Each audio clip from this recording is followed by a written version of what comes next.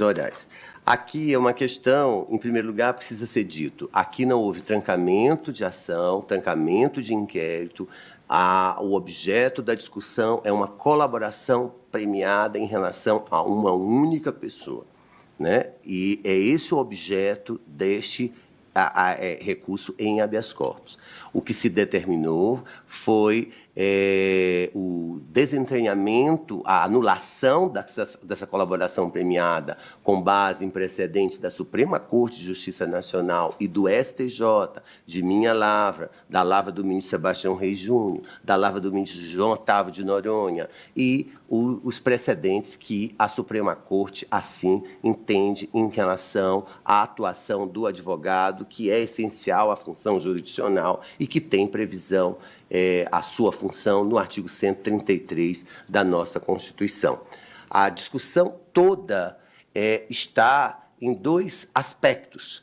Em primeiro lugar, o delator, que deve ter isenção de pena ou diminuição de pena, e sabe que a consequência, talvez, dessa anulação possa repercutir na sua atuação posterior, ou nas consequências desse ato, né? E, em segundo lugar, a retroatividade ou não na dicção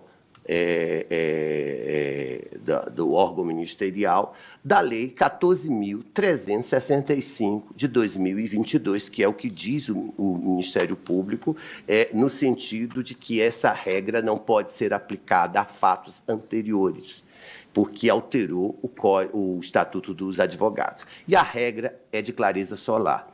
É vedado ao advogado efetuar colaboração premiada contra quem seja ou tenha sido seu cliente, e a inobservância disso importará em processo disciplinar, que poderá culminar com a aplicação do disposto no inciso 3º do caput do artigo 35 desta lei, sem prejuízo das penas previstas no artigo 154 do Código Penal. Crime ilícito penal, né? Artigo 154, violação de segredo profissional. De igual forma, diz o Ministério Público que o fato ocorreu antes de 2022, a homologação, e que teria sido em 2019. Ainda que isso ocorra e que se adotasse a discussão a respeito de uma possível retroatividade, que no meu voto eu digo que não houve essa retroatividade, que houve a consolidação daquilo que a jurisprudência já vinha dizendo, né? Ainda que isso acontecesse, em 2015, o Código de Ética e Disciplina da OAB foi de clareza solar quando disse que o advogado tem o dever de guardar sigilo dos fatos de que tome conhecimento no exercício da profissão. Parágrafo único. O sigilo profissional abrange os fatos de que o advogado tenha tido conhecimento em virtude de funções desempenhadas na Ordem dos Advogados do Brasil. Artigo 36. O sigilo profissional é de ordem pública, independendo de solicitação de reserva que lhe seja feita pelo cliente. Presumem-se confidenciais as comunicações de qualquer natureza entre advogado e cliente. O advogado, quando no exercício das funções de mediador, conciliador e árbitro, se submete às regras do sigilo profissional. Portanto, regra existente em 2015 que fortaleceu a construção dessa jurisprudência que chegou ao Supremo Tribunal Federal e ao Superior Tribunal de Justiça, e depois, em 2022, com a consagração de uma legislação peremptória em relação ao sigilo profissional. A segunda indagação, e digo isso com muita tranquilidade, porque em janeiro deste ano julguei um outro caso, e este outro caso seguiu a mesma orientação. Nós somos um tribunal de precedentes, né? E, nesse sentido, eu examinei apenas a colaboração premiada, né? E, na colaboração premiada, entendi, sem discussão, o próprio Ministério Público reconhece que houve uma contratação de serviços advocatícios anterior, né? Diz a defesa que essa contratação de serviço anterior ensejou outras contratações com a expedição de notas, que para o Ministério Público seriam notas frias, e para a defesa com a existência do serviço efetivamente prestado. Então, é essa realidade que nós, na instância especial, não podemos ficar examinando ou avaliando para reconhecer aquilo que deve ser dito em termos de direito infraconstitucional. E eu digo, então, o Superior Tribunal de Justiça já se manifestou em mais de uma oportunidade no sentido da impossibilidade do advogado delatar fatos cobertos pelo sigilo profissional, uma vez que, nas palavras do ministro Gilmar Mendes, o sigilo profissional é premissa fundamental para o exercício efetivo de defesa e para a relação de confiança entre defensor técnico e cliente. Reclamação número 37235, Rondônia, DJE 27 de 5 de 2020. É irrelevante o fato de a homologação da colaboração ser anterior à disciplina legal, uma vez que se trata de mera consolidação expressa no princípio constitucional maior, consistente no sigilo profissional inerente à relação de confiança, que se desenvolve com o objetivo de proteção ao direito de defesa. De fato, diz o ministro João Otávio de Noronha, nesta turma, já em 2022, o dever de sigilo profissional imposto ao advogado e as prerrogativas profissionais a ele asseguradas não tem em vista assegurar privilégios pessoais, mas sim os direitos dos cidadãos e o sistema democrático. E ressalto que esta turma e a sexta turma não tem feito só para o advogado na perspectiva do constitucional do artigo 133. Nós fizemos nesta turma também em relação à área médica, né? Em relação a paciente, com sigilo profissional, e fizemos recente, não tem muito tempo. E lembro mais, seria a mesma coisa também, além do psiquiatra, do psicólogo, do médico, né? Teríamos também a relação de confiança existente com as autoridades religiosas, né? Imagine um padre, numa confissão, né, revelar o seu segredo tido como da confissão e depois dizer que não, a partir de um determinado momento da confissão, passaram a ser outras relações que não de padre e paroquiano. Da mesma forma, o médico psiquiatra e o médico psicólogo. Da mesma forma, o advogado. Para que não se pense que essa interpretação é exclusiva para o advogado. Só que, para o advogado, existe um artigo próprio do Estatuto da Ordem, né? E existe um código de ética, já de 2015, que indicava essa mesma interpretação. Quanto à alegação de que a condição de advogado dos colaboradores é absolutamente alheia aos fatos sob investigação, consta expressamente dos autos que as condutas ilícitas apenas tiveram início a partir do momento em que a relação entre advogado e cliente se tornou de maior confiança. Eu estou transcrevendo aspas, o que vai exatamente ao encontro da tese sustentada nos presentes autos. Inclusive com notas fiscais expedidas, que para o Ministério Público são frias, e para a defesa consta como nota fiscal com serviço prestado. De fato, a conduta do advogado que, sem justa causa e em má-fé, delata seu cliente, disse o ministro João Otávio, ocasiona desconfiança sistêmica na advocacia, cuja indispensabilidade para a administração da justiça é reconhecida no artigo 133 da Constituição Federal, RHC 164-616, Goiás. No mesmo sentido, o RHC 179-805, Paraná, da relatoria do ministro Sebastião Reis Júnior, e o RHC 203-874, Rio de Janeiro, de minha relatoria, em 5 de 12 de 2024. Corrijo, portanto, o equívoco de dizer que foi em fevereiro, mas foi, na verdade, em dezembro do ano passado, né? Não foi em janeiro deste ano. E, nessa perspectiva, diz o Ministério Público e invoca um precedente mais recente do eminente ministro Sebastião Reis Júnior. E eu digo aqui,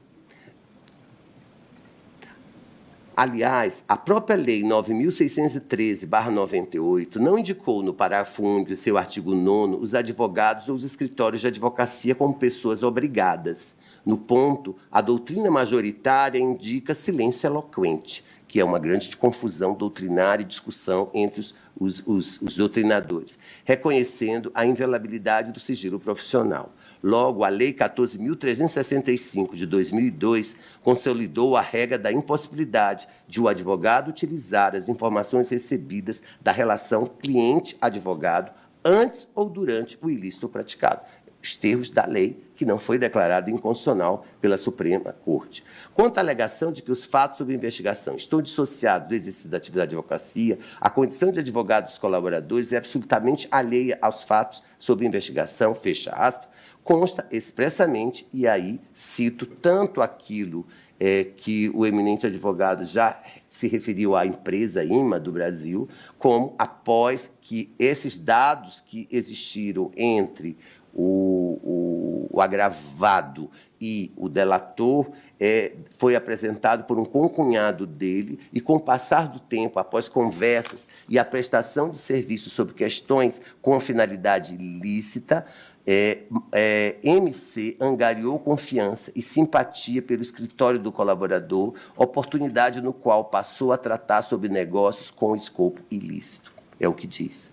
Pela leitura do trecho acima, constata-se que as condutas ilícitas apenas tiveram início a partir do momento em que a relação entre advogado e cliente se tornou de maior confiança, o que vai exatamente ao encontro, como diz, da tese ora sustentada. Não há dúvidas, portanto, quanto à existência de relação de patrocínio firmada entre o recorrente e os corréus colaboradores, de maneira que deve prevalecer o entendimento acerca da impossibilidade de o advogado delatar seu cliente sob pena de se fragilizar o direito de defesa. Dessa maneira, deve ser mantida a invalidade, data venha, da colaboração premiada naquilo que se refere apenas ao recorrente, bem como das provas a ele derivadas. Se existem outras provas, prossegue normalmente mesmo, porque não houve nenhum comando por parte deste juízo, deste julgador, nesse sentido. E eu indico o precedente do ministro Sebastião Reis, em que ele diz: é inegável que o acordo de colaboração premiada em questão repercute na esfera jurídica dos recorrentes, uma vez que a denúncia, aí diz, foi aditada lá naquele caso, porque o pacto adveio da quebra de sigilo profissional do Corréu, que até a celebração do acordo era advogado da empresa desses sócios investigados, e as informações dadas ao parquê foram obtidas por conta daquela prestação de serviços advocatícios. É inadmissível a prova proveniente, disse o ministro Sebastião, proveniente de acordo de colaboração premiada firmado com violação do sigilo profissional, não havendo falar em justa causa para a utilização do Instituto como mecanismo de autodefesa pelo advogado, hoje tão bem sustentado pela digna representante da sociedade, mesmo que a condição profissional não alcance todos os investigados. E, mais adiante, cito o precedente de minha relatoria sobre o dever do sigilo profissional e sobre exatamente a perspectiva que restou consagrada na Lei 14.365. Oportuno destacar que a hipótese dos autos, portanto, não guarda relação com o precedente firmado no RHC 150.509, citado pelo Ministério Público, uma vez que não trata de colaboração premiada, mas sim de inviolabilidade garantida pelo artigo 7º, inciso 2, da Lei 8.906. De igual sorte, no HC 962.363, registrou-se que não há evidências da relação advogado-cliente, isto é, de que o escritório do advogado tenha representado a empresa envolvida no esquema criminoso em situações delatadas na colaboração.